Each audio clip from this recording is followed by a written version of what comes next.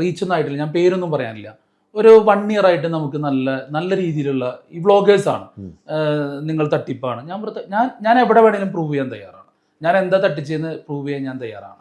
എൻ്റെ ട്രാൻസ്പെറൻ്റ് ആണ്. എൻ്റെ വന്ന ഫണ്ട് എവിടെ പോയി, എങ്ങനെ പോയി, ഞാൻ അതുകൊണ്ടാണ് സാറിൻ്റെ മുമ്പിൽ ഞാൻ ധൈര്യമായിട്ട് ഞാൻ ഇരിക്കുന്നത്. തീർച്ചയായിട്ടും. അപ്പോൾ ഞാൻ ഇനി ഒരു തീരുമാനം എടുത്തു. ഇനി ആരെന്ത് പറഞ്ഞാലും എന്താണ്, ഞാൻ വഴങ്ങില്ല. കാരണം ഇവരൊക്കെ എന്താണ് ചെറിയ ചെറിയ ഫണ്ടുകൾക്ക് വേണ്ടിയൊക്കെയാണ് വരുന്നത്.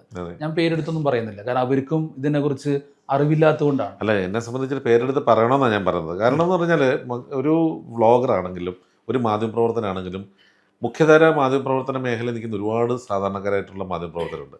അവരുടെ പേരുകളും കൂടെയാണ് കളങ്ക് മാറുന്നത്. ഇപ്പോൾ നേരത്തെ ഫസ്റ്റിൽ എന്നോട് പറഞ്ഞ പോലെ അതിനെക്കുറിച്ചല്ല ഉദ്ദേശിച്ചത് കേട്ടോ എന്ന് പറഞ്ഞ പോലെ തന്നെ ഇല്ലേ, ശരിക്കും ഒരു പ്ലാറ്റ്ഫോമിൽ. കാരണം ആരൊക്കെയാണ് പ്രക്ഷോഭനെ ചൂഷണം ചെയ്യാനായിട്ട് അല്ലെങ്കിൽ ഈ പറഞ്ഞ ഈ ഒരു സ്ഥാപനത്തിനെ ഏതെങ്കിലും തരത്തിൽ മോശമായിട്ട് ചിത്രീകരിക്കും എന്ന് പറഞ്ഞ് പണം മേടിച്ചിട്ടുണ്ടെങ്കിൽ എന്നോട് തുറന്നു പറഞ്ഞ ഒരു കുഴപ്പമില്ല, ഞങ്ങളിത് നോൺ എഡിറ്റഡ് ആയിട്ടാണ് ടെലികാസ്റ്റ് ചെയ്യുന്നത്.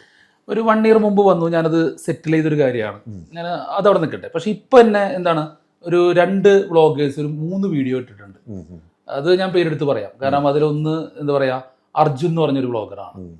ചാനലിൻ്റെ പേര് ദ റിപ്പോർട്ടറാ, അങ്ങനെ എന്താണ് ചാനലിൻ്റെ പേര്.